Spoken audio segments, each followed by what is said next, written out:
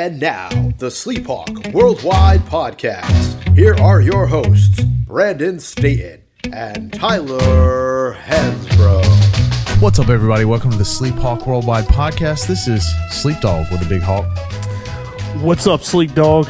Excited to be back in the studio with you. We got a lot of action, guys. It is basketball season. I know everyone's excited about it. Yeah, man, we got a great pod. I'm excited. Thanksgiving's around the corner. I can't wait for that to see the family. But, yeah, I'm ready to break down some games and talk about whatever. Thank God. Took down about 7 bottles of wine with Marcus Ginyard last night. Tell you what, wine will get you if you ain't used to it. Hey, take it from me. MG is a sommelier. The guy knows his wine. Yeah. Great dude. He's a great guy to go and have a glass of wine, tell you all about it, where it's from, how long it's been aged. Just love drinking some wine. He told me that, by the way. Yeah, woke up with purple teeth this morning. That was easy to get over. Just really easy to shake the cobwebs off and get to work today. Maui Invitational coming up. All right. This episode, that's what we're going to talk about. We'll talk about the Maui Invitational. We'll talk a little bit about American. I mean, you know, Heels did what they should have done, which is go out and win that game by 1,000. But now they go to Hawaii. There's a lot of interesting sort of things going on there. So, I mean, first of all, I might not see a game of this, Big Hawk. I mean, it's like a holiday week, kind of. But the game against Hawaii, we kick it off, quote-unquote, Saturday, quote-unquote, Friday. It's 12:30 a.m. is a tip, okay? Wow. I mean, wow. I haven't been up that late on purpose in years. Then UNC will play Dayton. Those are two definites, right? And they play Dayton at 11:30 on a Monday night. I guess a holiday week, but come on. Then you wind up with either Auburn, Iowa State on Tuesday, and then on Wednesday they will play either Colorado, UConn, Memphis, or Michigan State. So before we get into, I guess, the Invitational, let's start with just quick recap of the American game. Heels win, 107-55. 4 starters in double figures. RJ still looking, seems like, for his shot a little bit. Drake Powell, 11 rebounds. That was good, good takeaway to the team looking for rebounds. I don't know. What can you take from a game like that, Big Hawk? Well,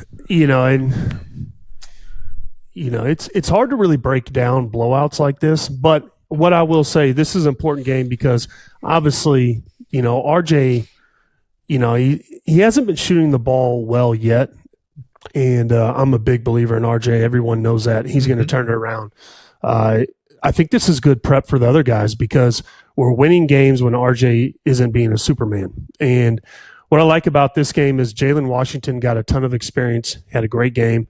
If you look at the stat sheet, 18 points, also, 3 rebounds. He needs to do a little better than that, especially against a team like American. But, he's very efficient, 6 for 6 from the field. When I look at it overall, our field goal percentage is 59% from the floor. And, you're going to win games if you do that. And what that tells me is we're taking high quality shots as well. And what I've talked about with this team is, it's a concern. Shooting was a concern preseason because, RJ's kind of our only proven shooter. We're getting high efficient shots. Even though we're not making a ton of threes, I really feel like we're sharing the ball. We're playing well. We're shooting high quality shots, which is great to see. But also, the confidence level that Elliot Cadeau is playing with right now.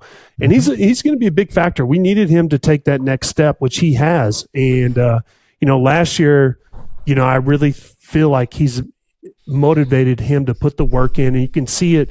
He's out there playing sometimes with a little bit of a chip on his shoulder, which I absolutely love to see.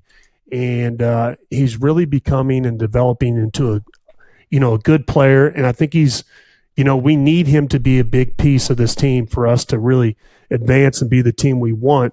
And he's proving that. He's playing well. He's taking on a much bigger role. He's obviously one of the best passers in college basketball. He's shown that, 8 assists, 18 points. He's playing well. He's improved his shooting. But I've never really questioned, I felt like he had good hands. I just felt like, his confidence was lacking a little bit because he had missed shots and he kind of weighed on them. Now he's not playing with that weight and he's playing freely, and it's good to see. But you also mentioned Drake Powell, and he got a lot of experience. And why that's important is because when you have a freshman and you play him and you give him big minutes, early on in the year, then you can have the confidence to throw him in conference play, big games. He has that experience, and the coaching staff will have the confidence to play him when it matters. And he has the talent, and he's showing up on a lot of draft boards, which I think he is an NBA player. Athletically, he has size. He does everything: rebounds, passes, runs. I really feel like the more minutes he gets, he's going to develop into a heck of a player. And, I really like him because I really feel like he's a good kid. He's working hard and he's all about the team. And I like to see that. So those would be my big takeaways. The improvement of Cadeau, the experience of Drake Powell, and also Jalen Washington really kind of developing and taking another step forward. Those are guys that we need. And we're also seeing other people start to trickle in and do, great things. Jalen Withers has been playing unbelievable. Mm-hmm. But I said it, I felt like he was going to prove a lot of people wrong or be a surprise to a lot of people because he has a size. Athletically, he is gifted. And also at one point, he was an NBA prospect. He went to Louisville, not a good situation. Mm-hmm. But I still feel like he's going to be a huge part of this team as well. Yeah, I mean, look, 8 assists in a college basketball game is a lot. 8 minutes shorter game. And put 18 on top of it. I mean, he's really starting to emerge. He's a good player. I mean, we talked about it at the beginning of the year, meaning Cadeau, obviously. We talked about it at the beginning of the year. If Tremble's going to score, has the potential to score in the 20s and 30s, and RJ does too. That's the thing I think is interesting. My biggest takeaway so far about Carolina's season is RJ doesn't even feel like he's had a good game yet, an RJ game yet, and the team looks solid. And the thing I always look at in these games is, do they do what they're supposed to do? Do they go out and put the game away? And they definitely did that against American. But aside from that, let's be honest, not a lot you can glean from that body of work. So onward to Hawaii. So a couple things here.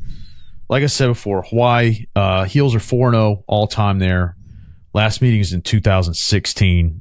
3 of the 4 meetings have been in Hawaii. Obviously, actually one time back in the day, I think in the 90s or something like that, Hawaii actually came to Chapel Hill. Not sure what happened there. Maybe like natural disaster or something out there.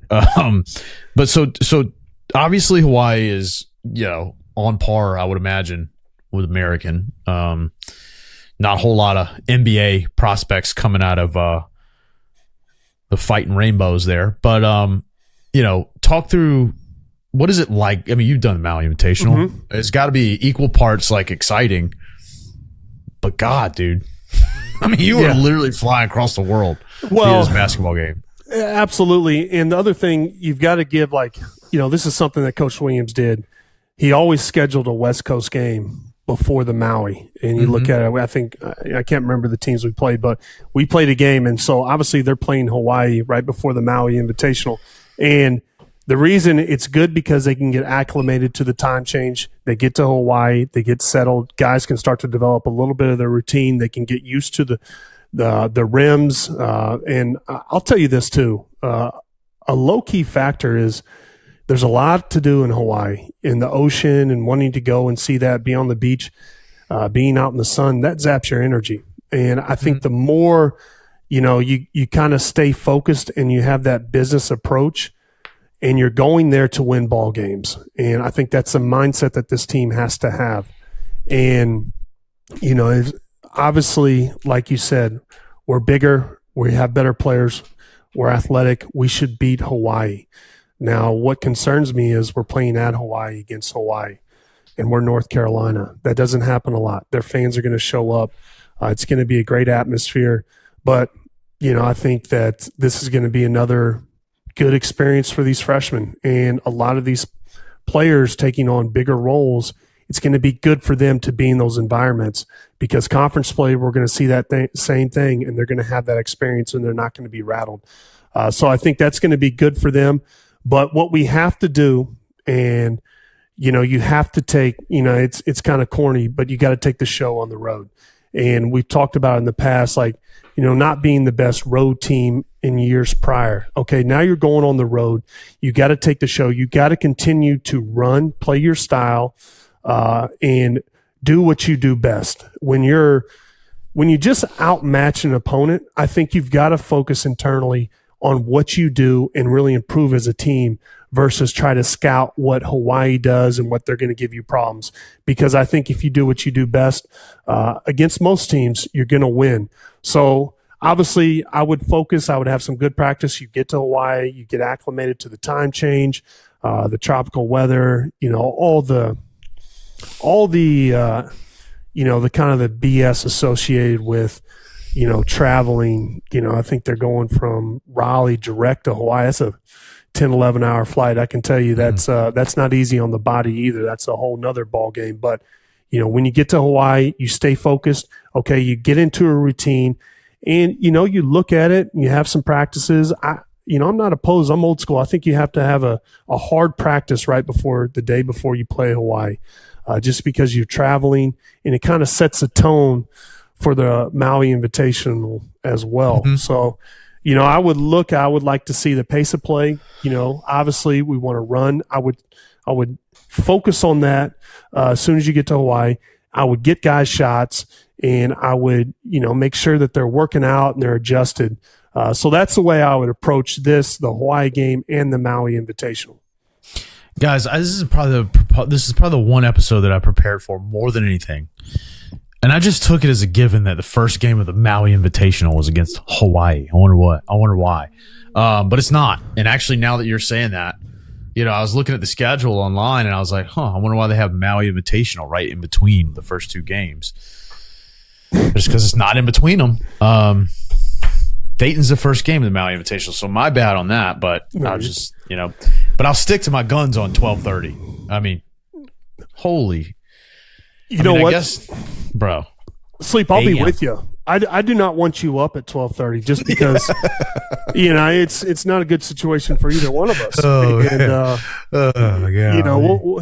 we'll catch the recap of that. And, if it's a ball game, I might want to be asleep anyways. So. Yeah, exactly. I mean, I might just have to watch that one about 5:30 when I wake up on a Saturday morning. I guess it'll be Saturday morning. So, yeah. I mean, I think you said it all that needs to be said against Hawaii. It's interesting. Got to get there. That's a long flight, dude. Do you think they'll go Thursday? When will they arrive? So originally, I think they were scheduled to leave tomorrow, which is Wednesday. Mm-hmm. But I was just at the Smith Center, and it looked like they might be taking off today, which is Tuesday. But I think it's Wednesday. They're just preparing for tomorrow. But I wouldn't be surprised if it was today. I know they are going direct from Raleigh straight to Honolulu, which is a beast of a flight. I remember when we went commercial. So that was a beast. We had a layover in Dallas. And we also had a layover in LA, which I was surprised. I thought Hawaii would just be right off the coast of that's what it feels like to California. Get there. Yeah, and then they told me it's going to be like a 5-hour flight from LA. I was like, it's like trying to go to Alaska, man. Like you're like, I'm in Seattle. I'm almost there. Like, nah, man, you might as well fly back home. And I was like, no. The flight to LA to Hawaii is longer than the flight from Raleigh to LA. Yeah. I was like, no, you're wrong. And they're like, no, it's fine. I was like, blow your mind.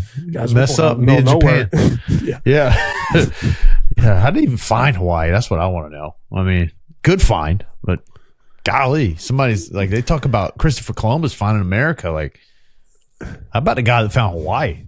Like, what do we have here? I mean, how did you get here? Like, what were you doing when you just stumbled upon Hawaii? And Sleep, my other question, I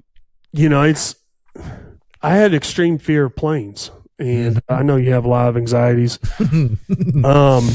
And mine was unnecessary, but that flight from LA to Hawaii, my first time going there, was rough. And I was like, man, we're going to land out in the middle of the ocean. No one's ever going to find us. We're so far out off the coast. I mean, it was rough. That's still true, brother. If something goes wrong out on your way to Hawaii, you better hope it's on your way home. Right? Because at least the last thing you remember is being in paradise instead of LAX. Yeah. You know? Oh, man. That's funny. I've never been to Hawaii, and that's part of the reason why. I don't like doing long flights over water. I mean, there's nowhere. Like, where do you have an emergency landing? You know? On the ocean. Good luck. Yeah. I mean, sleep. I don't even like to think about that because I fly so much now. Yeah. It's just not good to go there. Speaking of Flyers, the Dayton Flyers. That's game one of the Maui Invitational. That's maybe the best segue in the history of SleepHawk Worldwide. Monday, a little earlier start at 11:30 p.m. on a Monday, mind you. Dayton, Atlantic 10, beat the Heels in 2010, lost by 30 to Big Hawk. What was that, your sophomore year? But they made the tournament last year. I don't know who they got still from that team. They made the tournament as a 7th seed and lost to Arizona in the second round. Pretty respectable. Dayton's a sneaky team. They, they're perennially pretty good. So, I'd say not a team to overlook. Listen, Dayton has been one of the better basketball and most consistent basketball teams in college basketball lately. You can look at the COVID year. I can't remember I think they may have had the top 3 NBA draft pick. Really super athletic guy, went to New York. Now he's with the Pacers. But their head coach, Anthony Grant, came from Florida. He recruited me in high school. I think he was assistant with Donovan. He was his assistant with Donovan at Florida. And then I think he may have followed Donovan to Oklahoma when he was there in the NBA for a bit. But I can tell you, Anthony Grant's a heck of a coach.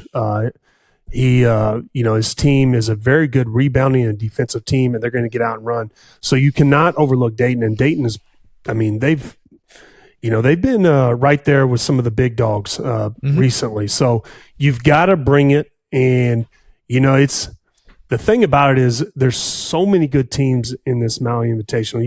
You look at the line, Michigan State, Tom Izzo, you can never overlook him. UConn, Hurley, what he's done, you can't overlook him.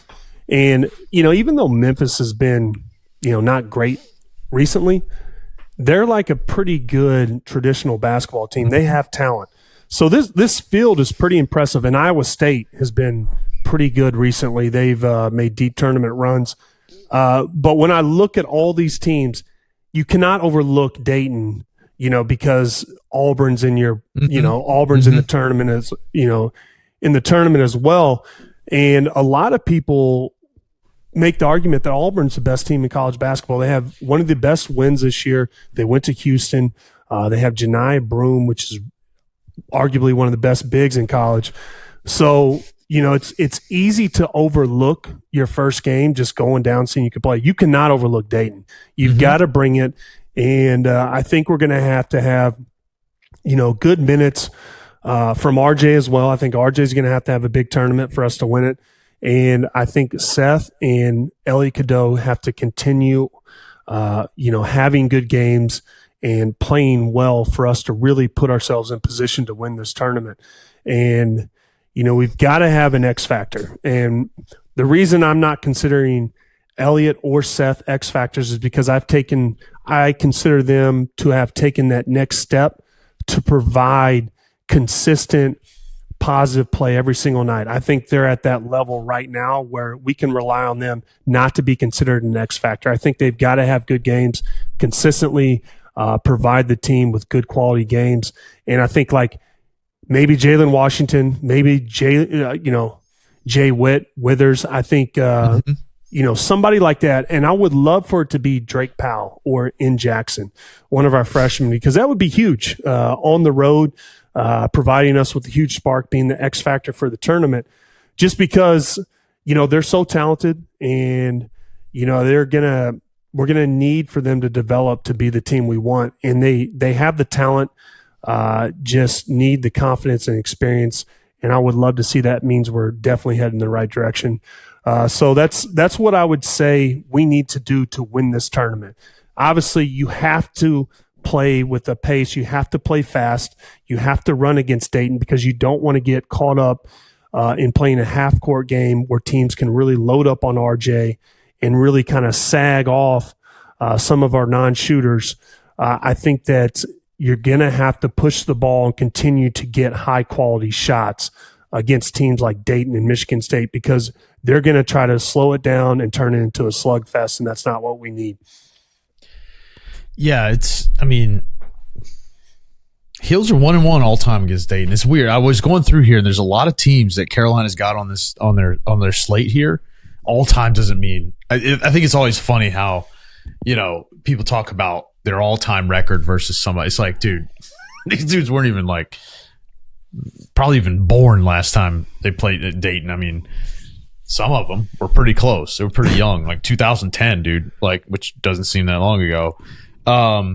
But yeah, you bring up a really interesting point. It's easy to get enamored with these teams on the list. You got Auburn, Iowa State, UConn, Memphis, Michigan State.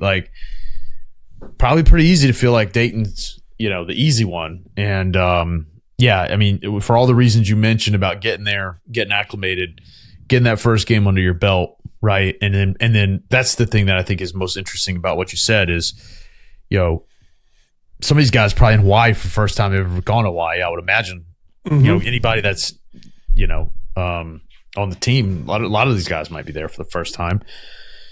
And it'd be pretty hard not to want to go to the beach and hang out and do all this sort of stuff that a normal person want to do in Hawaii. And you got to stay focused, especially because it's there's some big games in front of you, and you're going to come out of this, sort of learning a lot about who you are. I think the X factor personally is, it's hard to say it's RJ, but it's I keep thinking to myself, I'm like, this could be his coming out party, right? There's good games in front of you. Wind up playing Dayton or either Iowa State or Auburn, and then wind up with UConn.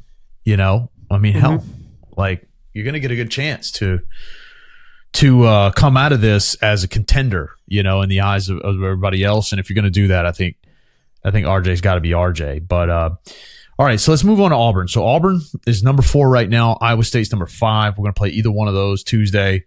Depends on, I guess, win or loss by each team. That one's either kind of hope we lose, so it comes on at 8:30. Just kidding. But that one be 11 o'clock if we pull it out against Dayton. So, let's talk a little bit about that one. So Auburn, obviously, they bumped us in 2019 in the Sweet 16. Mm-hmm. We're number 1. That's the only time we've ever played Auburn. Then you've got Iowa State. We haven't met them. We lost to them in Portland in 19. And the only other time we had played them, it looks like, was the second round of the 2014 NCAA tournament. So again, these are teams that we've played before and have not had great success with. Yes, 4-0 against Hawaii, but 1-1 against Dayton, 0-1 against Auburn, 1-1 against Iowa State. So for whatever that means for this year's team, I just think it's really interesting. And you mentioned, so Auburn has a big man, and, we're thin. Oh, yeah. We don't have we're not the biggest team in college basketball. And when you look at Auburn, Bruce Pearl's done a great job. You instantly think of football, but they've turned that basketball program around into a powerhouse. And I'm not the biggest Bruce Pearl fan, and that sounds pretty bad. Same, but his personality is not for everybody. Yeah, he's a little overwhelming, but I will tell you, he's done a very good job, and he does. I'm just thinking about him and you sitting in a room together. Sorry, that's where that's coming from. If you know Big Hawk, he's the antithesis of Bruce Pearl. Not in a negative way. He's not an asshole about a butthole about Bruce Pearl. It's just those are two different types of energies. Yeah, 100%. You would never find me in the stands with my shirt off, painted, if I was a head coach like he did at Tennessee. But You know, the guy, I mean, he's trying to get, people motivated about his programs. I respect that. But, the one thing that they do, Auburn, is defensively they're very good, but also they're very big. Janiah Broome inside is an issue, and he's one of the best players. He's, a lot of people are saying, he's having a better year so far than Hunter Dickinson, but, those guys right now are probably the two best bigs in college, Janiah Broome.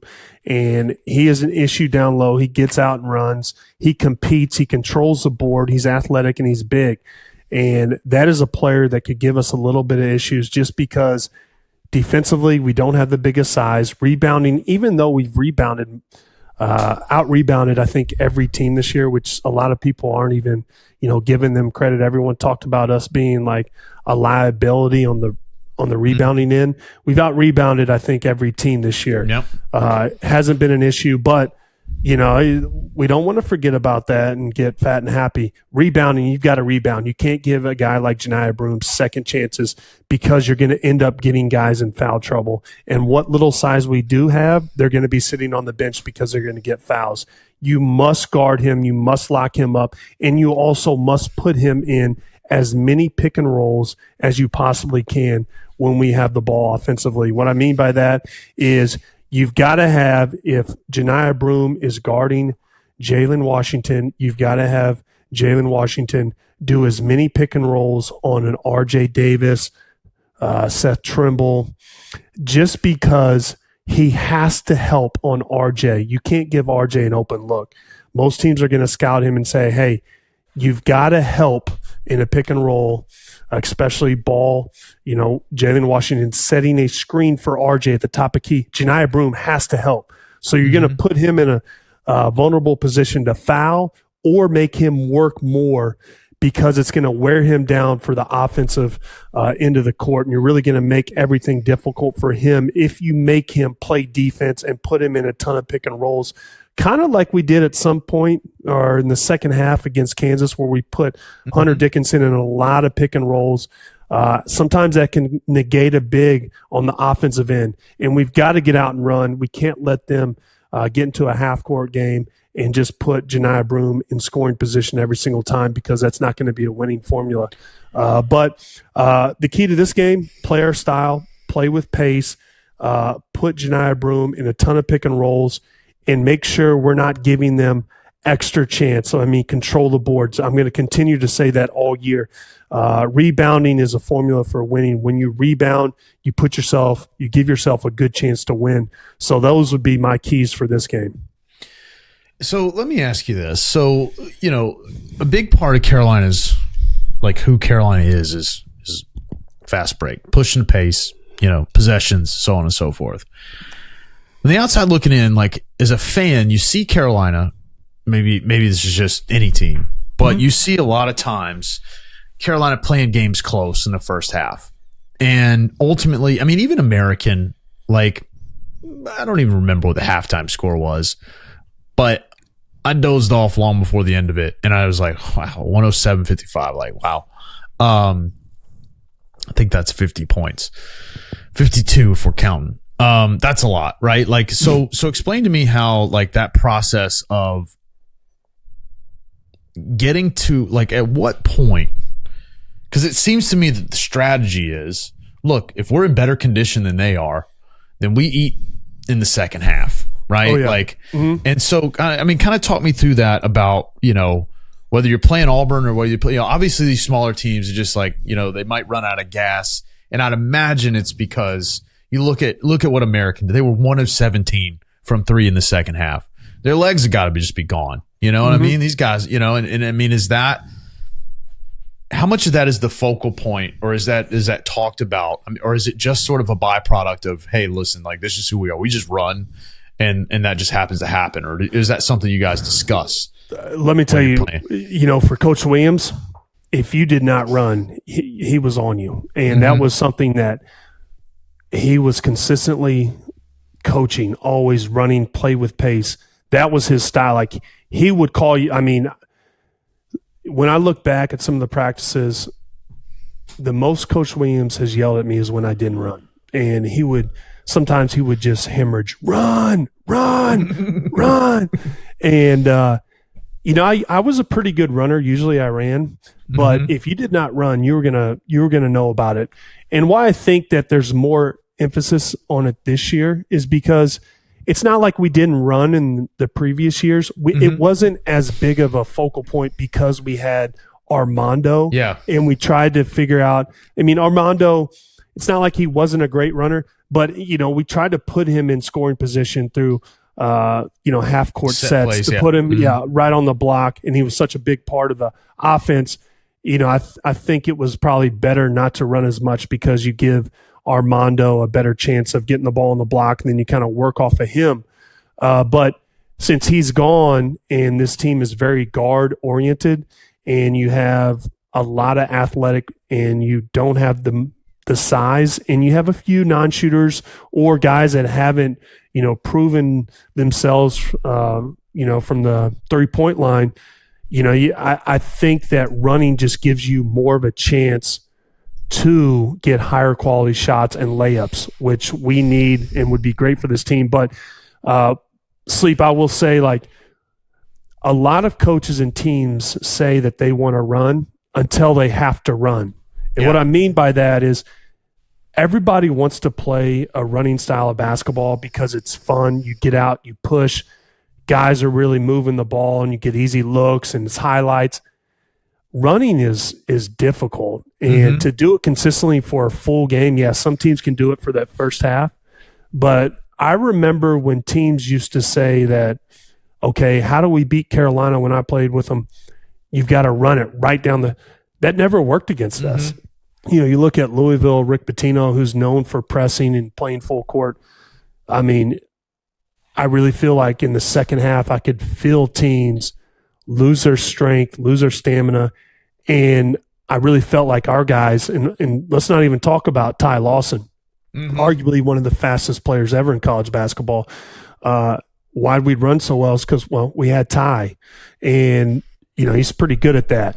And so to try to keep up with Ty is just a difficult task. And also when we really embraced and we got that experience and Coach Williams really taught us what running was. A lot of people think they run. They don't really run until it's honed into you every single day in practice. And there's a huge emphasis on it every single day. Sometimes it takes years, but you can feel teams kind of lose their endurance, stamina in the second half.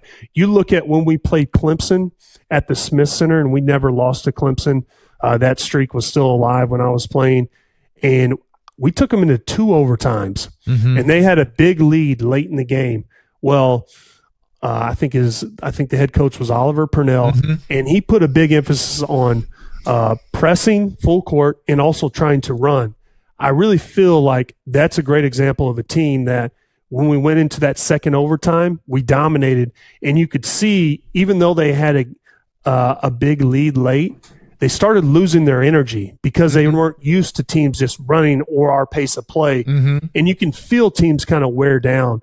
And to run like we really want to run, it requires a lot of, focus, practice, but also conditioning. And it's extremely tough. So not a lot of teams are used to that. So you're right, Sleep. Sometimes, the game will be close in the first and you can start to slowly see us kind of pull away in the second.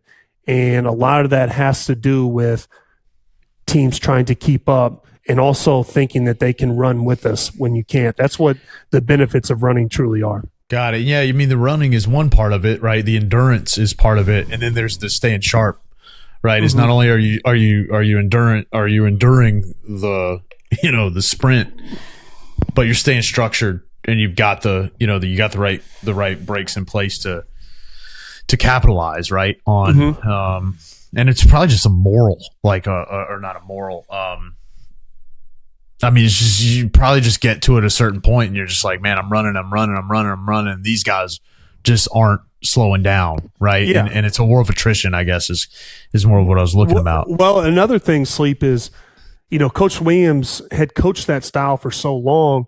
His practices were designed, you would have a 3-on-2, 2-on-1 like 3 players going down on offense to kind of mimic a fast break. So you you have your team work on, when you have an advantage, you have 2 defenders versus 3 offensive players going down on one court, and then whoever shot the ball on offense, you had to sprint back on defense, and the 2 defenders that were guarding the 3 players on the other end, they would now be on offense against it'd be a 2-on-1. So a lot of practices were designed to put you or mimic a pace of play.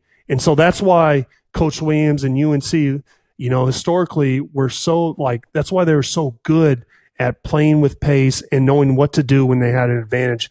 Because if you practice on it and you mimic those situations, you're going to know what to do during the game, and you're going to know how to get that high-quality shot and work the ball when you do have an advantage like that.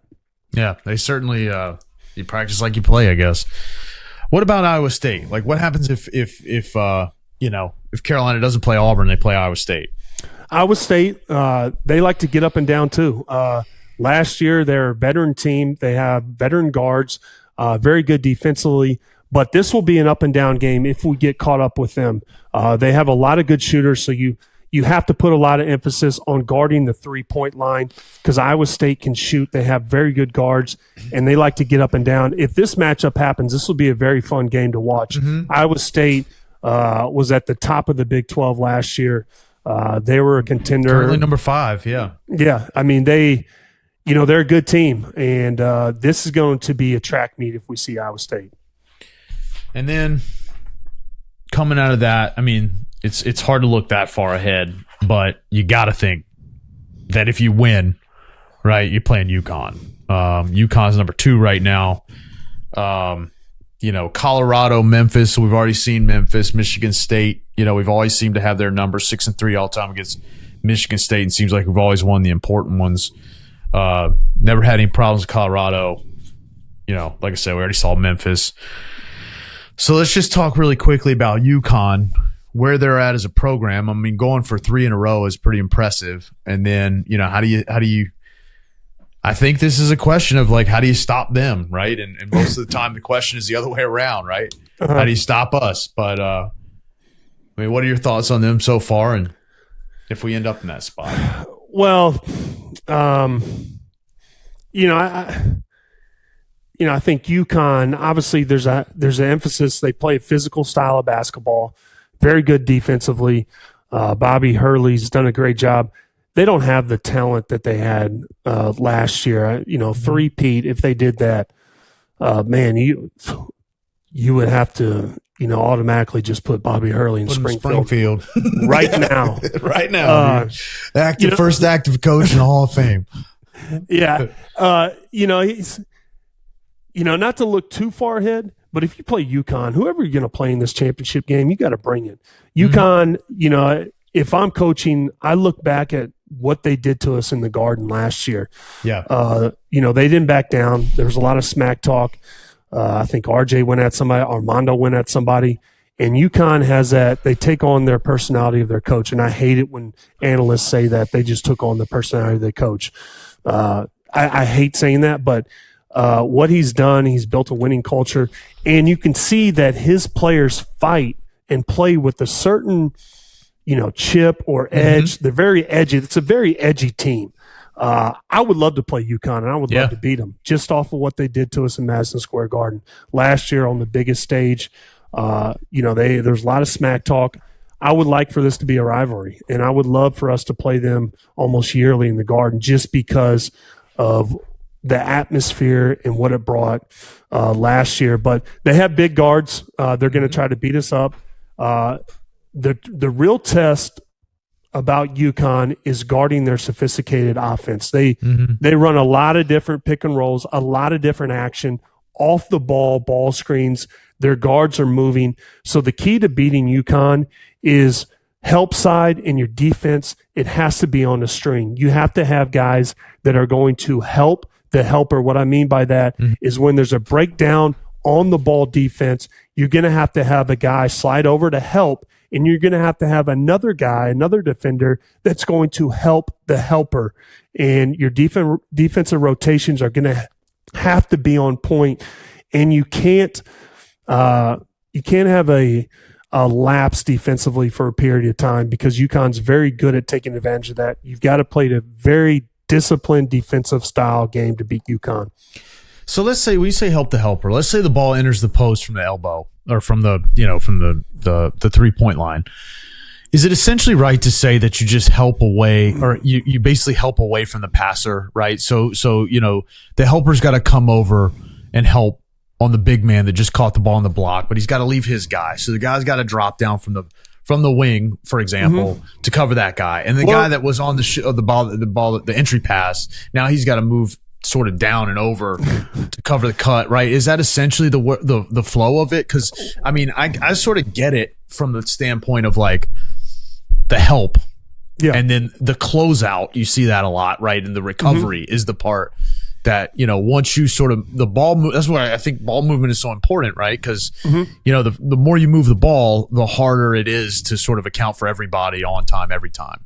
Yeah, and so Sleep, you just asked a very sophisticated question that could get 1,000 different answers. So okay, I always say you rely on your defensive principles. Now, a lot of teams wouldn't help off the passer just because a single side, whenever you have a guy that, if there's two offensive players on one side and one of the guards makes an entry pass into the post with the post player on the block, then maybe that passer can provide, they would call it a dig spot, where they kind of like fake like they're going to help and then kind of get back to their man to make the post player think that they're going to get doubled, and they pass it real quick.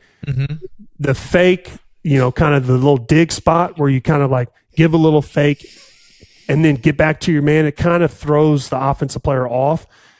But the reason why you would help off a double side guard scenario is because if that passer's defender went down to the post to trap and we're playing a really good post player, then that other defender, since there's two offensive guards on that wing, that other defender can take the first pass out. And so then the double team guy who was guarding the initial guard that was guarding the ball, they can rotate to the other player, to that other guy that left his defender to take the first pass. But a lot of teams don't really help off the passer just because they like a lot of ball pressure to make the entry pass into the post difficult, and that has a huge effect. A lot of times you'll see teams double the post or have help off the baseline opposite guy, just because usually there's a double side scenario on the other side of the court where there's a situation where there's two guards and the other guard, the other defensive player can take that first pass, and then the guard that went to double the post can get out and initially take that second pass. But the other thing it provides is a lot of times it provides a scenario where that guard can come in and kind of steal that ball. And a lot of times, let's just say you have a heavy right-handed player, which Hunter Dickinson or, a lot of guys, especially in college, use their strong hand. And so you'll have the double team come from, let's just say, the right shoulder, because if it's a right-handed player, the initial defender that's not coming over to double, they will take away that strong or the tendency of that post player, which is going to be the right-hand hook. So he would play heavy on that left shoulder where the other defender comes over and kind of takes that right shoulder just to throw him off guard. And also if you come from the opposite baseline guy, sometimes you can get that quick and easy steal. A lot of post defenders won't see it. And it's a long pass from the post, the opposite block, all the way to the other side, which allows the defense to get back into their rotations and allows them more time versus coming from the same side where they made that entry pass. Yeah, I think that's part of the interesting part, right? Everybody talks a lot about, double teams and defense and pace and this, that, and the other. And, even when you're talking about the zone and in Syracuse and Virginia, right? But I think the average fan, including me, right, you sort of understand it until, you get to the second or third ball movement, and then how everything is. I mean, brother, Coach Davis used to teach it to us in high school, but it started breaking down about the time the ball came across half court. But it's just fascinating how it all ties together and the philosophy of it, and then of course your personnel, right? Like who you got that can do certain things, and it's just and it's funny to me how a lot of people talk about they don't like watching the NBA because there's no defense. And I just completely disagree with that. It's a totally different type of defense.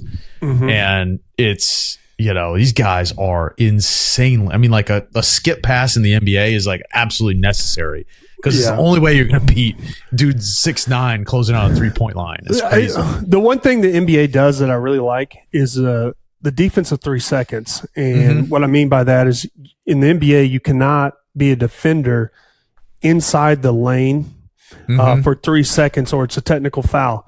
Now, you can be guarding somebody in the lane and touching an offensive player, which, totally negates it, but you cannot just load up in the paint. And that allows for highlight plays. It also allows for more of a, ISO scenario into the post. It doesn't allow for teams just to kind of sag off and load up on players. Crazy because, dude, the thing about watching an NBA game, and you see it some in college, but the thing if you go watch an NBA game and you sit even relatively close to the floor, you're just like, how do these guys even move? Like the floor seems so small because everybody on the floor is 6'8" or taller, and they're huge. And there's 10 dudes in a half court offense with like they're like combined 60 feet tall. All right. Yeah. Like, I mean, like, I don't know. Yeah. They take up all the square space there. It's crazy. They just make it look so easy too, because you have these guys, you watch an NBA game and it's a 12-year vet who's obviously very good. They just know how to move and make them, very efficient movement on the court. It's just like, it can make it look kind of lazy or easy, which throws a lot of college fans off. Yeah. All right, let's get out of here on this one, man. I know it isn't college basketball related, but everybody watched it, dude. What'd you think of the Tyson Paul fight? Man, I thought it was a fugazi. And, everybody wanted to see Tyson go out there and just, round one, lay him out. And clearly you can tell the contract was structured. Tyson gets more money if it went to decision or something like that. That's what I heard. But, I felt bad for Tyson, man. He looked kind of old, initial thought. And I have like an internal battle of like, man, I think this is really cool. Jake Paul, using the platform. Like this guy is like, it's pretty crazy what he's doing. Like, he's, more people tuned into that boxing match than any heavyweight fight. Love him or hate him. Yeah. He's saving boxing. And he's trying to entice Conor McGregor to box him, which I think would get a huge draw. And if that ever happened, this is my second thought, Sleep, is Netflix got to figure it out. Dude, their CEO putting out a statement. I thought we did a good job. No, you didn't, buddy. Wow. I was exiting out, coming back in, and then finally I was like, I'm going to sleep. I'm not going to bear through this. Like, figure that out. Like, Netflix is like good enough just to like, keep you around, but their quality and all this stuff, it needs to improve. You got to figure that out. Brother, anybody that bet on Mike Tyson to win, you're just betting from the heart because you put a 60-year-old man in a boxing ring at midnight and trying to beat up a 26 dude. I had this fight. I told this in the group chat. Have this fight at 8 o'clock in the morning. Different story. Okay, that was just messed up trying to put the dude out there. Ain't no way Mike Tyson stays up past 8 o'clock. But yeah, I thought the best part was, what to talk about Netflix is the cameraman. Before the fight, obviously everybody sees Tyson turns around, you got no pants on, and it's like, dude, I mean, the cameraman's just you got to be ready for that, dude. Like, you got to hit that, you got to flip that switch. The guy in the truck has got to know, like, I gotta switch cameras quick here. Sleep. I think he had something covering the front. Well, he did, but like his cheeks were out. He didn't have any shorts on. My mind went to 1,000. Like, what is like? Is he box? Like, is that how he just throws some shorts on over that? I was I was like, what in that? I laughed about it It's because I thought it was amazing. hilarious, Yeah. but I mean- it had my mind had 1,000 questions. Yeah, it was bummer, man, because like I was a real little kid when Mike Tyson was in his heyday. Like Mike Tyson Punch Out was the primo part of my childhood. Like I've told this story before, maybe. Like my dad pulled me out of school when I was in the first grade, and we looked everywhere, dude, for Mike Tyson Punch Out when it came out. My dad bought me a Nintendo when my dad was 25 years old or something, 26, 27. Bought me a Nintendo before I even could play it. You know why? Because he wanted it, right? And dude, we went all over town looking for that game. Couldn't find it anywhere. By the way, one of the very few sealed copies of that game left just sold for $65,000. My dad pulled me out of school one day. I was in the first grade, man, and he was like, you know, it's like one of those things when you're little and you kind of like have a doctor's appointment or something, you know the deal. But like every now and then you get this, your parents just got something to do and they come get you. And you're just like, dude, this is awesome, right? And call in the room, like, hey, we got Brandon in there. Like, yeah, his dad's here to pick him up. And usually if he had something to do, my mom was going to pick me up because my dad was at work. And I was just like, dude, what's going on? So dad picks me up. I don't ask any questions, right? I mean, like, dude, I don't care. We'll go wherever, you know, run through a brick wall if you tell me to. Just don't send me back to this prison cell, you know? And so we're sitting in line at the bank. It was like a Friday. And back used to cash your check. Dad's in line cashing his paycheck, I guess. He's like, I was like, Dad, why'd you pick me up? He said, look, man, I'm going to tell you something, but you can't tell your mom. I was like, deal, man. It's right in blood. He goes, I beat Mike Tyson. And I was like, no way. You got to be kidding me. It's like, yeah, dude. And I mean, my dad was literally like the greatest fighter alive. So he drives, I mean, in that moment, right? You know, I don't think he ever fought anybody. But he drives me home. And the trick was, you got to dodge Mike Tyson until he gets tired. And then you got to hit him with an uppercut. And I think you had to hit him with 3 uppercuts, or maybe just 1. But you had to dodge him. You couldn't try to fight him because he hit you one time. He knocked you out. And this is back, dude, you didn't look this up on the internet.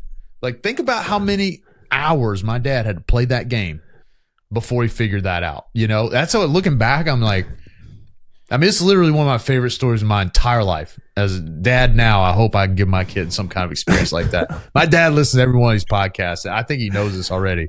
But, dude, that was like the coolest stuff. And I went back to school and I was like, you know, your first grade, you're like, dude, my dad beat Mike Tyson. Some kids like, nuh-uh. I'm like, yes, he did. And he sure did, dude. He learned how to do it, did it the hard way. I mean, I bet he played that game 40 hours a week until he beat Mike Tyson. But I just, you know, I can't imagine playing a video game, you know, or you. Like, I love you like that. I love this story. It cracks me up. But I'm just picturing your dad playing hours of that video game. Hours It of it, kills dude. me. I mean, they bought that thing, and I mean, I just sit. It was the best part was because I go and play Mario or something, just run right off the cliff. I'm 6 years old, and I can sit there and watch my dad, and he gets to all the stuff that you can't see because like he's an adult, right? But yeah, man, that was it was it's unique, man, because that game was a real big deal in our like childhood. I mean, dude, Mike Tyson was a bad man. Oh, and I like him because he seems to have taken a lot of things that came his way and sort of grown from them. So I think he's a very, very interesting dude. Love him or hate him or whatever, but you know, everybody's rooting for him. And thought it was cool that he was just like, look, I've done all I need. This was for me, it was just proving it to myself, right? I don't care what any of these other people think. And you kind of believe him. So then he was saying he wanted to fight the dude's brother. I'm like, all right, Mike, go get you a damn NyQuil, man. It's a little late. You know, Sleep, I don't think anybody at 60 is going to turn down the paycheck that Tyson got. So that's a great way to live that much. Yeah, I'm sure I would have fought him too. I'd have lost, but that's all right. I've been in fights since 5th grade, and I lost that one pretty bad. So, look, man, next week's Thanksgiving, so we're going to chop this one up, and we're taking it off. You guys, you got anything else, Big Hawk? Stay safe. Stay safe.